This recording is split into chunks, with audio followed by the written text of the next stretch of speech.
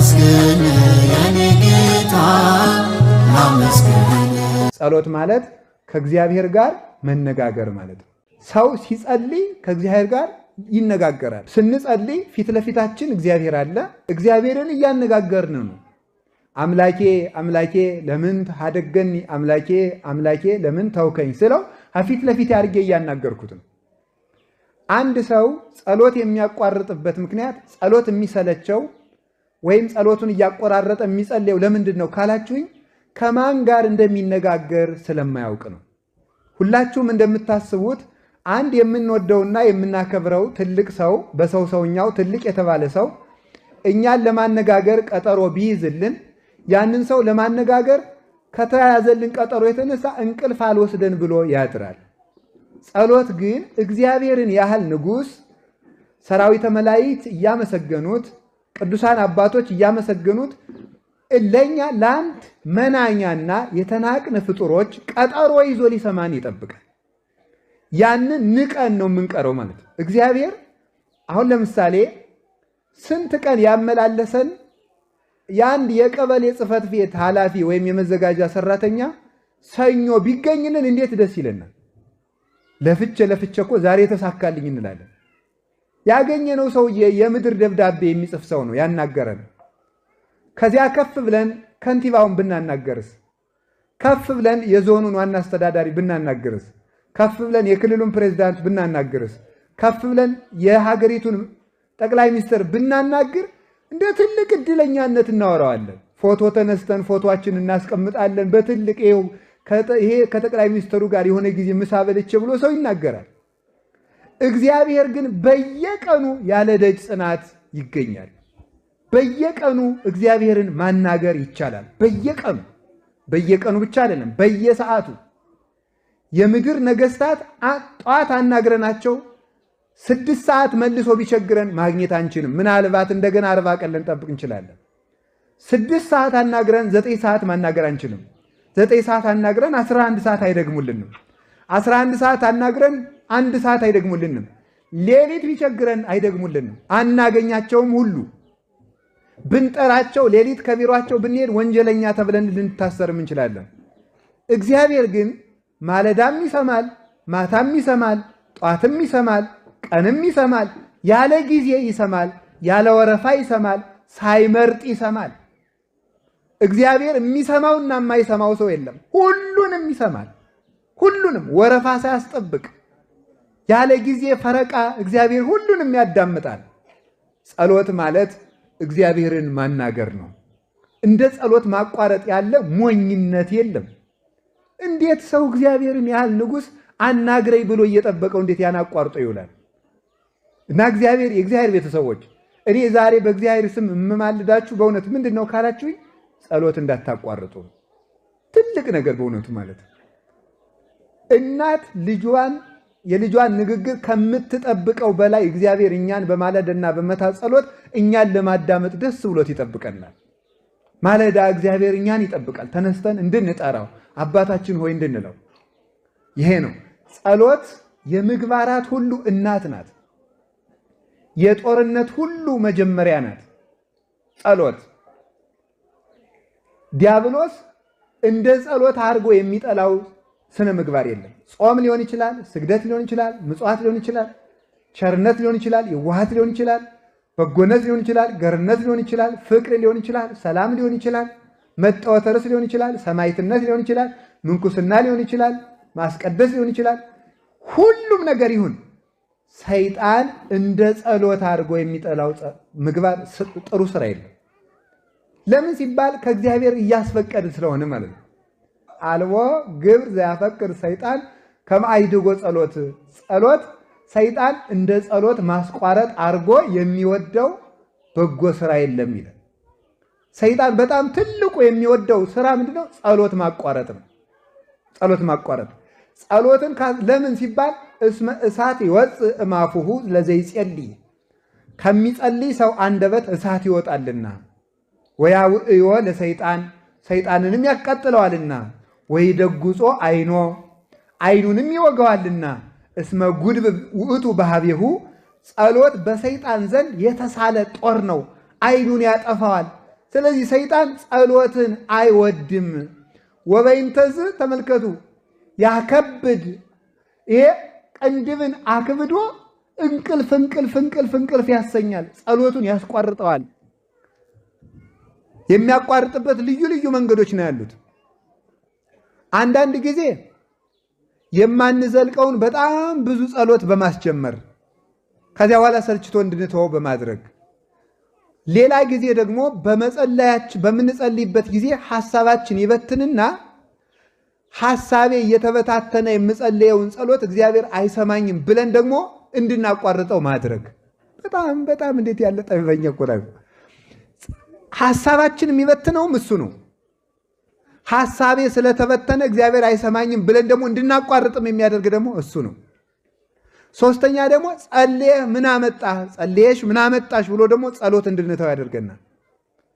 ይህን ያህል ጸለይክ፣ እግዚአብሔር እኮ አንተን አይወድህም፣ ጥያቄህን ቢወድህ ኑሮ ይመልስልህ ነበረ ብሎ ደግሞ ጸሎትን እንድናቋርጠው ደግሞ ያደርጋል። ለምንድን ነው ካላችሁኝ፣ ጸሎት የህይወታችን አጥር ነው። የህይወታችን ደጅ ነው። ደጅ ወይም በር አጥር የሌለው ቤት ለሌባ፣ ለወንበዴ፣ ለኃላፊ፣ ለአግዳሚ ሁሉ የተመቸ ለዘረፋ የተመቸ እንደሆነ ጸሎት ስናቋርጥ አጥር የሌለው ግቢ፣ በር ያልተዘጋለት ቤት እንሆናለን።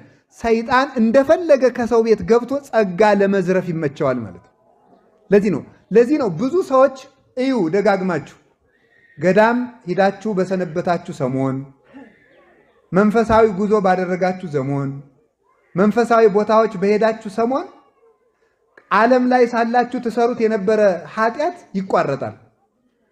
ከዚያ በኋላ ስትመጡ መልሶ ይዛችኋል። ለምንድን ነው ካላችሁኝ፣ ጸሎት አቋርጠን ስለሚያገኘን ነው። ጸሎት መጀመሪያ የልማድ ኃጢአት ዋና መነሻው ጸሎት ማቋረጥ ነው። በራስ ምታት የዝሙት ሰይጣን በተለይ የሚመጣበት ራስ መምታት፣ እንቅልፍ ማለት፣ ቅንድብን ማክበድ፣ ከራስ ፀጉር እስከ እግር ጥፍር ያለውን የአካል ክፍል በሙሉ በድንጋይ የተቀጠቀጠ እባብ እስኪመስል ድረስ ድካምን በመልቀቅ ጸሎትን ያስጠላል። ጸሎትን ካስጠላ በኋላ ጸሎቱን ያስቋርጠናል። ካስቋረጠን ረድኤተ እግዚአብሔር እኛ ጋር ስለሌለ የፈለገውን ኃጢአት ለማሰራት ይመቸዋል። ኃጢአተኛ ለመሆን የመቅሰፍት ሁሉ መጀመሪያ ምንድን ነው ካላችሁኝ፣ ጸሎት ማቋረጥ። የበረከት ማጣት ምንጭ ዋናው ጸሎት ማቋረጥ ነው። የጠብ መጀመሪያ ዋና ምንድን ነው? ጸሎት ማቋረጥ ነው። የባለትዳሮች ሁከት ከምንድን ነው የሚመጣው? ጸሎት ከማቋረጥ ነው። አትጸልዩ።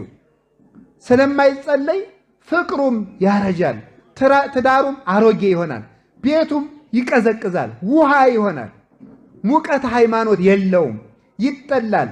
ባልየው ወጥቶ መግባትን ይጠላል፣ ሚስቲቱ የባሏን መምጣት ትጠላለች። ለምን? ጸሎት የተለየው ትዳር ስለሆነ ቀዝቃዛና የተጠላ የነገር እሾህ የወረሰው ይሆናል ማለት ነው። በሕይወታችን ዘመን ሁሉ ከመከራም የምናመልጠው የያዝነው የሚበረክትልን ጸሎት ያላቋረጥን እንደሆነ ነው። የምንጸልየውን ማወቅ አለብን። እንግዲህ በሕግ የተፈቀደው ዳዊት አቡነ ዘበሰማያት ነው። መዝሙረ ዳዊት አቡነ ዘበሰማያት የክርስቲያኖች የመጀመሪያ የሕግ ጸሎታቸው ዳዊት፣ አቡነ ዘበሰማያት፣ ውዳሴ ማርያም እነዚህ ናቸው። ከዚያ በኋላ ደግሞ በርታ ሲል ገድለ ቅዱሳን ከቅዱሳን ገድል አንድ ይጨምራል። ሲበረታ ቅዳሴ ማርያም ይጨምራል። ሲበረታ ወንጌለ ዮሐንስ ይጨምራል። ከዚያ በኋላ ጎልጎታ፣ አርጋኖን እያለ ይጨምራል። አሁን ግን ማን እንደፈጠረው የማይታወቅ የጸሎት ጋጋታ ሞልቷል። አሁን መዝገበ ጸሎት የሚባል አለ። የሆነ ጥርቅም ማለት እንዳይከፋችሁ እሺ። ድሮ ባለ 53ቱ የሚባል ነበር፣ ኋላ ባለ 78ቱ፣ አሁን ደግሞ 90 ምናምን ሆኗል መሰለኝ 100 ምናምን። ለውዳሴ ከንቱ ምዕመናን በቀይ ቢጫ አረንጓዴ ማህደር ያረጉትና ሳሳ ያለ ነጠላ አድርገው አዝለውት ጀለል ይላሉ። አንዱንም አያነቡት ማለት ነው። ከዚያ በኋላ መልካ አርሴማ አይቀር፣ መልካ ሚካኤል አይቀር፣ ውዳሴ አምላክ አይቀር፣ ሰይፈ ሚካኤል፣ ሰይፈ ስላሴ አይቀር፣ ሰይፈ መለኮት አይቀር፣ ግግግግግግ አንዱንም ከዚያ በኋላ አይጸለይም። መጀመሪያ በሕግ የታዘዘውን ጸልዩ። ከደም ጸሎተ ባርቶስ ምንድን ነው ይኛል? በሕግ የታዘዘውን 318ቱ ሊቃውንት በፍትሐ ነገሥት ያዘዙትን፣ ነቢያት ሐዋርያት ያዘዙትን መዝሙረ ዳዊት፣ ውዳሴ ማርያም፣ ዳዊት፣ ወንጌል፣ ጸልዩ። አሁን ከዛሬ ጀምሮ ሁላችሁም ዳዊት ይኖራችኋል። ከቃሉ ጋር ናችሁ? እግዚአብሔር ከሁላችን ጋር ይሁን። ስለዚህ ሁላችሁም ከዛሬ ጀምሮ መዝሙረ ዳዊት ሊኖራችሁ ይገባል። መዝሙረ ዳዊት የሌለው ክርስቲያን አይደለም። እዩት። ስርዓት ምን ያስተምርናል ካላችሁ ገድለ ቅዱሳን፣ ስርዓተ ቤተክርስቲያን። አሁን ይውላችሁ ተክሊል ሲፈጸም ዳዊትና ውዳሴ ማርያም ነው የሚደገሙ፣ ምንም አይደለም ሌላ። ወንጌል አለቀ። እሺ ክርስትና ሲነሳ ዳዊት ውዳሴ ማርያም ነው የሚጸለየው፣ ወንጌል ነው የሚጸለየው። ሙታን ሲፈቱ ዳዊት ውዳሴ ማርያም ወንጌል ነው የሚጸለየው። ምን የትኛውም ስርዓተ ቤተክርስቲያን ካህናት ዲያቆናት ሲሾሙ ዳዊት ውዳሴ ማርያም፣ ጸሎተ ቡራኪ ሁሉ ዳዊት ውዳሴ ማርያም። ካህኑ ቅዳሴ ከመግባቱ በፊት ቅድመ ግባተ መንጦላይት የሚባል ጸሎት አለ። ከመቅደስ ገብቶ ከመጸለዩ በፊት ወጥቶ ቅድስቱ ላይ ሆኖ መብራት ይዞ መስቀል ይዞ ህዝቡ ፊቱን ወደ ህዝቡ አዙሮ የሚጸልየው ጸሎት አለ። ዳዊት ነው፣ መዝሙረ ዳዊት ነው። በየትኛውም ጉዳይ የሚጸልየው ምንድነው ካላችሁኝ መዝሙረ ዳዊት ነው። በየትኛውም ነገር ውስጥ ማለት ነው። በቅዳሴ በኪዳን በሁሉ መቅድም ላይ 40 ቀን ሙሉ የድጓ መምህራን በአብይ ጾም በፍልሰታ በአጽዋማት ጊዜ ስባተ ነግህ የሚባል ቃል እግዚአብሔር አለ። ዳዊት ነው፣ መዝሙረ ዳዊት ነው። በቃ ማለዳ በሙሉ 150ውን ዳዊት ሲያስተዛዝሩ ነው የሚያረፍዱ ማለት ነው። ዳዊት ነው የሚጸልዩ። ስባተ ነግህ የቅዱስ ያሬድ ቃል እግዚአብሔር ብዙ ነው። ምዕራፍ የሚባል መጽሐፍ አለ፣ ሙሉ ዳዊት ነው። በስመ በመዝሙረ ዳዊት ይዘምሩ ሰማያውያን ወምድራውያን። በቅዱስ ዳዊት መዝሙር የሰማይ መላእክት እንኳን ሳይቀሩ ይዘምራሉ። ያንን አስትቶ የማናውቀው ጸሎት ነጋዴ እየሰበሰበ ያሳትማል መጸለይ። አሁን ደግሞ በየከተማው ምን ይላል? ይሄ ሌሊት ለሚያንቀጣቅጣችሁ ለሚያስፈራራችሁ ሕፃናትን ሽንት ለሚያሸናባችሁ ጥሩውን ፈቱን መድኃኒት ነው እያያዛችሁ መጽሐፉን 20 ብር ነው ይላል። እውነት መስሏችሁ እናንተ ትገዛላችሁ። ዳዊታችሁን ድገሙ ዝም ብላችሁ። ዳዊት እንዲያው መዝሙረ ዳዊት ለ40 ቀን እንኳን ሳታቋርጡ እንኳን ሁል ጊዜ 40 ቀን እንኳን ብትጸልዩ አጋንንት በእናንተ ዘውር አይል። የሁሉንም ቅዱሳን በሙሉ ገድል ብታነቡት መዝሙረ ዳዊት ነበር የሚያነቡት። መዝሙረ ዳዊት፣ አቡነ ዘበሰማያት፣ ውዳሴ ማርያም፣ ቅዳሴ ማርያም፣ ይሄ ነው ጸሎት ማለት።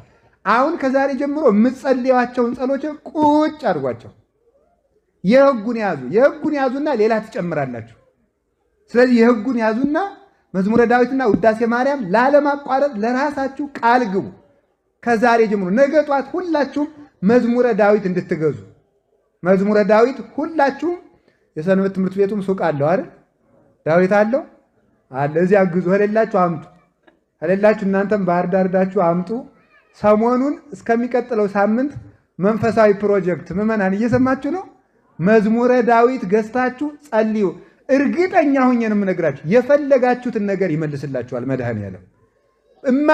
እምነቴን ነው እንጂ እንደ ቅዱሳን ጸጋ ኑሮኝ አይደለም እንደዚህ የምለው። እምነቴን ነው የምነግራችሁ። በሕግ የታዘዘውን ነገር አድርጉ። ሕግ የሚለው ይሄ ነው። አንዳንድ አባቶች ሰይፈ መለኮት ጥሩ ነው፣ አንዳንድ አባቶች ሰይፈ ሥላሴ ጥሩ ነው ብለዋል። አንዳንድ አባቶች የሚባል ነገር የለም። የመጽሐፍ መምህራን የተናገሩት ነው እውነት። እኔ ደግሞ እንግዲህ የመጽሐፍ መምህር ነኝ። ምኑ ናችኋል እናንተ? የቤተ ክርስቲያን የመጽሐፍ መምህር ነኝ። ለክታ ሰፍራት ብሉይውን አስተምር፣ ሐዲሱን አስተምር፣ ሊቃውንቱን አስተምር፣ መነኮሳቱን አስተምር ብላ መርቃ ሰጥታኛለች። ተምሬበታለሁ፣ እናገራለሁ። ስለዚህ ቤተ ክርስቲያን እነማን የሚናገሩትን እንመን ካላችሁ የመጽሐፍ መምህራን የሚናገሩትን፣ የመጽሐፍ መምህራን የሚናገሩትን አበው ያስተማሩንን። የኔ እኮ አይደለም ትምህርቱ፣ የሊቃውንት የነ ቅዱስ ቄርሎስ የነ ቅዱስ ዮሐንስ አፈወርቅ የአባቶቻችን የ318ቱ ሊቃውንት ትምህርት ነው። ስለዚህ ዳዊት ውዳሴ ማርያም ጸልዩ። ከዚያ ደግሞ ከሆነላችሁ አርጋኖን ጨምሩ። ደግሞ በ21 ድገሙ። ግን ሁሉንም አንድ ጊዜ አትጀምሩት ነው የኔ ጥያቄ።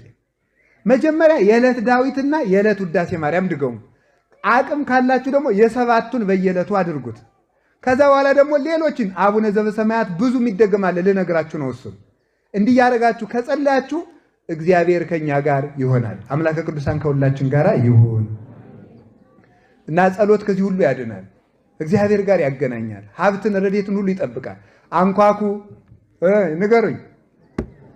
በሉ በሉ አንኳኩ አንኳኩ አንኳኩ። እናንተ አሁን አንኳኩ ምን አደርጋለሁ ብሏል እግዚአብሔር።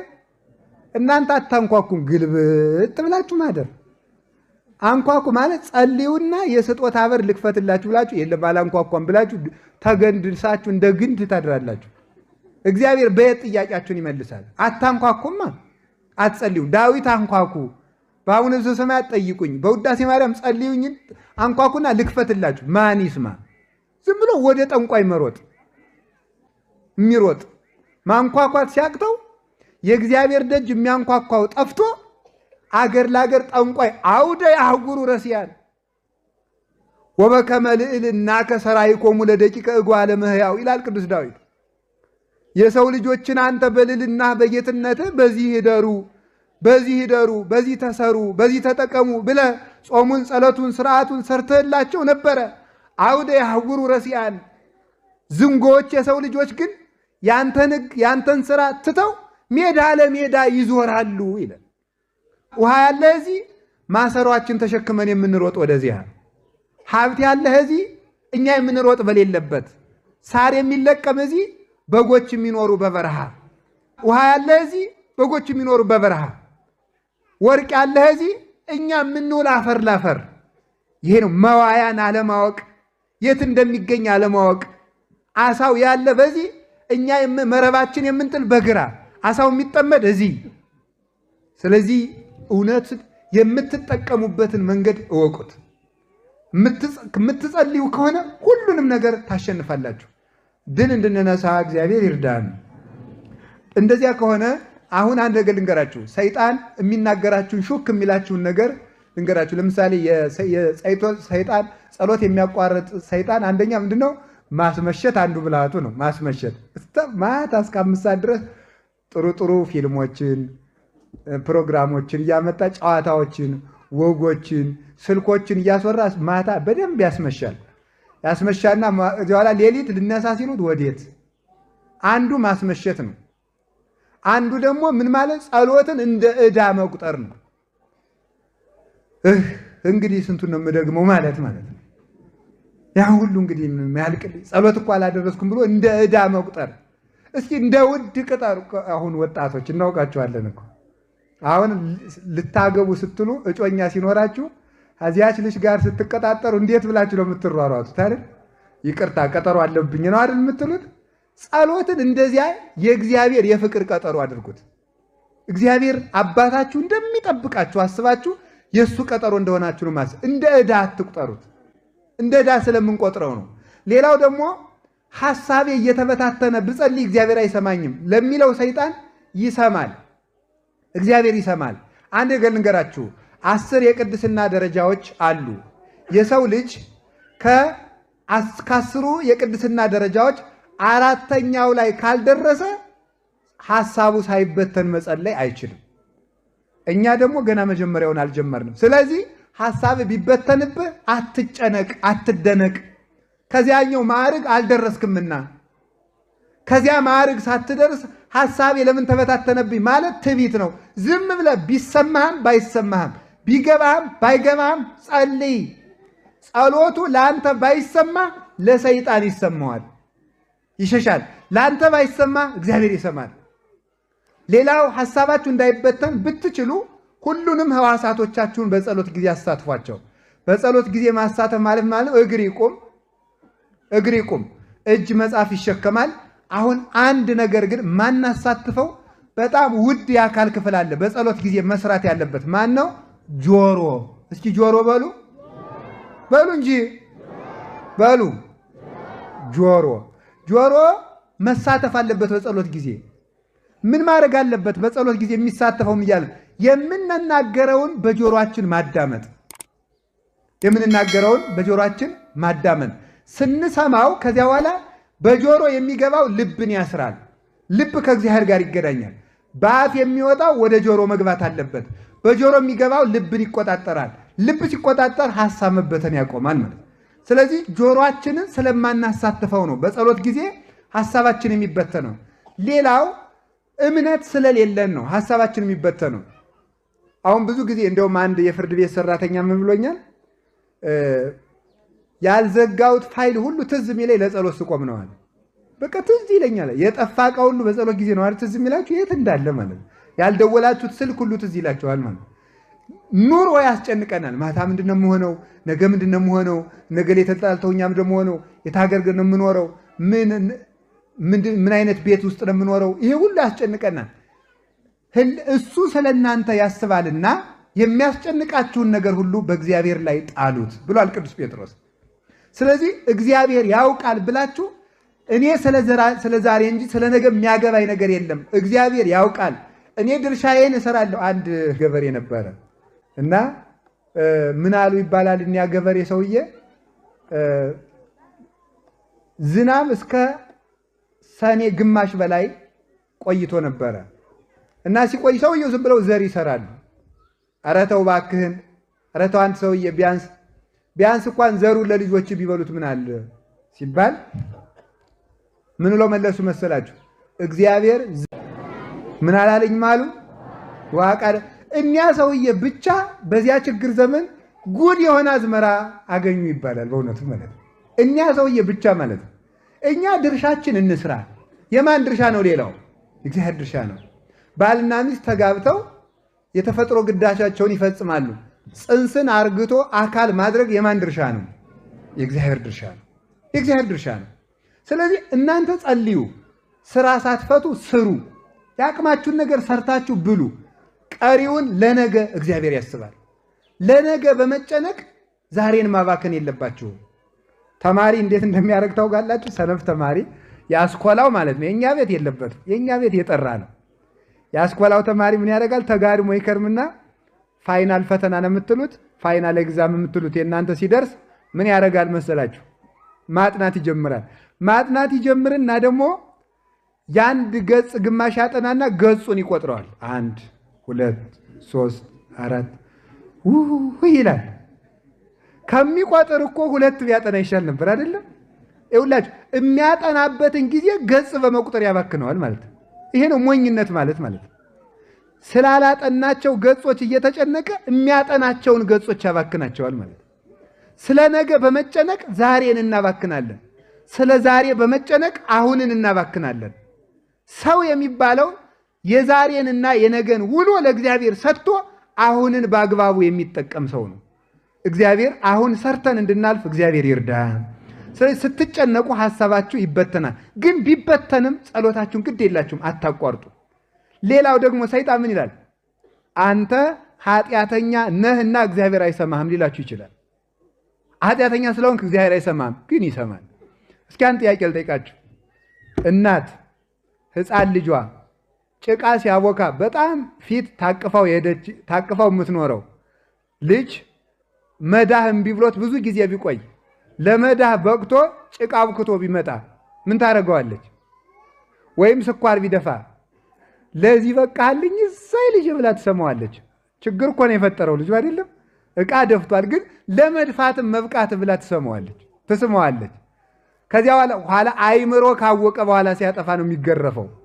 እስከዚያ ድረስ ግን ጭቃ ተቀብቶ ቢመጣ ጎሽ ጎሽ ጎሽ ተብሎ ይታጠባል ማለት ነው። እኛ ምንም አይነት ኃጢአት ይዘን መተን ብንጸልይ እግዚአብሔር ቸር ነው፣ ደስ ይለዋል። ነገ ከዚያ እናቲቱ እንዲያምትለው እንደምታጥበው ስለምታውቅ ነው። እግዚአብሔር እንደሚያነጻን ያውቃል። ከጸለይን እንደምንድን ያውቃል። ከጀመርን እንደሚያስጨርሰን ያውቃል። ሰይጣን ደግሞ ከጀመርን እንደምንጨርስ ስለሚያውቅ ነው። እንደው ሊቃውንት ምን ይላሉ? በዓለም ላይ ዋና ፈሪ ሰይጣን ነው ይላሉ። ታውቃላችሁ? ይሄን ዋና ፈሪው ማለት ነው። ታውቃላችሁ? ሰይጣን በጣም የመጨረሻ ፈሪ ነው። እኔ ፍርሃቱ የሚደንቀኝ ምንድን ነው? እኛን አለመናቁ። አይገርማችሁ? አሁን እኔን አለመናቁ። አሁን እኔ ራሴ 3 ቀን ደው ሳላቋርጥ ጥሩ ጸሎት ብጸልይ እባብ ይመስልና ይመጣል፣ አይጥ ይሆንና ይመጣል። ኋላ ደግሞ እኔ በጸሎት ላሸንፈው ቆይ እና ደግሞ ጀማሪ ክርስቲያን ጳጳስ ይበልጣል አይደል? አቃጥላለሁ በጸሎት በስመ አብ ወወልድ ወመንፈስ ቅዱስ አሐዱ አምላክ ይትቀደስ ስምከ ትምጻእ መንግሥትከ ወይኩን ፈቃድከ በከመ በሰማይ ከማሁ በምድር። አቃጠልኩት ወይ ማለት ነው። አያልኩ እስቲ እንደው ተቃጥሎ እንደሆነ ባቡ ብናርግ የሰድጄ ይሆን ብለን ማለት ነው እኮ ነው የጀማሪ ጸሎት ማለት ነው። አያችሁ አንድ የቤተ ክርስቲያን አባት ሲናገር ስለዚህ ጉዳይ ምን ይላል? እግዚአብሔርን እያሰብክ በመጸለይ እንጂ ሰይጣንን እያሰብክ በመጸለይ ሰይጣንን ልታሸንፈው አትችልም ይላል። እግዚአብሔርን እያሰብክ ስትጸልይ ግን እባብ ሆኖ ሊመጣ ይችላል፣ ጊንጥ ሆኖ ሊመጣ። ለምንድን ነው እንደዚያ ብሎ የሚመጣ? እንደዚያ ብሎ የሚመጣው ይሄ ሰውዬ ዛሬ 3 ቀን በተከታታይ መጸለይ ከጀመረ 30 ዓመት ሊጸልይ ይችላል። ስለዚህ ሳይደርቅ በርጥቡ ሳይርቅ በቅርቡ አሁን ማስቆም አለብኝ ብሎ እኮ ነው፣ ለማስፈራራት ማለት ነው። በጣም ፈሪ ነው። ኧረ እነዚህ ይሄ ሰውዬ ነገ አደጋ ይሆናል ብሎ ፈርቶ አሁን እንጂ አሁን እንጦንስን በፈተነበት እኔን መፈተኑ ያስቃል እኮ ምን አይነት ደካማ እንደሆነ ወራዳ በእውነቱ ማለት ነው። አሁን እኮ ወታደር አሁን ጀግና ወታደር እኮ ሕፃናት አንተ ወታደር ሌባ ቢሉት አይተኩስም፣ ይተኩሳል። ስቆባቸው ነው የሚሄደው። ጀግና የሚተኩስ ለጀግና ነው። ሰይጣን ግን ወራዳ ስለሆነ ወደኛ ሁሉ ይተኩሳል። ጀግኖቹማ እንግዲህ እነ እንጦንስ እነ መቃርስ ግንባሩን ብለው ይጥሉታል። እኛንም የማይንቅ ሰይጣን ፈሪ ነው። ፈሪ ስለሆነ ነው እንጂ የሚያስጨንቃችሁ ስለማይዘለቅ አይደለም። አንድ ቀን ቅዱስ እንጦንስ ሲጸልይ አጋንንት በሙሉ ምን ይመጣሉ? እባብ፣ ዘንዶ፣ አንበሳ፣ ጅብ፣ አጋግራ፣ አርጃኖን፣ ነምር፣ አይጥ፣ ጓጉንቸር፣ ዝምብ፣ የውሻ ተርብ፣ በዓለም ያለ ዝሆን ምናምን ሁለው መስለው ተሰብስበው መጡበት። አውቀው እኮ ነው፣ አውሬ አይደለም መስሎ ማለት ነው። ኋላ ቅዱስ እንጦንስ ምን አላቸው? ይሄ የሚያመለክተው በጣም አቅመቢስ እንደሆናችሁ ነው አላቸው። ምክንያቱም ጉልበት ቢኖራችሁ ኑሮ ለእኔ ለእንጦንስ የሚበቃው ጅቡ ብቻ ይበቃኝ ነበረ። አቅም ስለሌላችሁ ግን ብዙ ናችሁ መጣችሁ አላቸው። እንዲህ ሲሳለቅባቸው ብን ብለው ጠፉ። በእውነቱ ማለት ነው የቅዱስ እንጦንስ አምላክ እኛን የሚፈትኑትን አጋንንት ሁሉ ያብንንልን። በእውነቱ ማለት ነው። ሁላችንም ምን ማድረግ አለብን ካላችሁ በጸሎት ብዙ ብርቱ መሆን አለብን። ቢያሰለችን ቢደክመን ጸሎትን በጣም በአጭር ጊዜ የሰው ልጅ ከወጣ የማይመለስባቸው የቅድስና ስራዎች አሉ። ከተውናቸው ቶሎ ለመመለስ የሚያስቸግሩ አንደኛው ጸሎት ማቋረጥ ነው። ሁለተኛው ቤተክርስቲያን መምጣት ነው። ሶስተኛው ሌሊት መትጋት ነው። እነዚህ ነገሮች አንድ ሰው እንኳን በዓለም የሚኖር ምዕመን መነኩሴ እንኳን 40 ዓመት ሲጸልይ የኖረ እንኳን ቢሆን ካቋረጣቸው ለመመለስ ከባድ ናቸው። አሁን ሌሊት ስትተጉ ኑራችሁ ከዚያ በኋላ 2 ቀን ካቋረጣችሁ መልሳችሁ ሌሊት ለመነሳት ከባድ ነው። ቤተክርስቲያን በተከታታይ የምትመጡ ከሆነ 3 ቀን ከቀራችሁ ለመመለስ ይቸግራል። ጸሎት ካቋረጣችሁ በኋላ መልሳችሁ ጸሎተኛ ለመሆን ችግር ነው። የያዙትን ይዞ መዝለቅ ትልቅነት ነው። እግዚአብሔር በጸሎት እንድንጸና ይርዳን።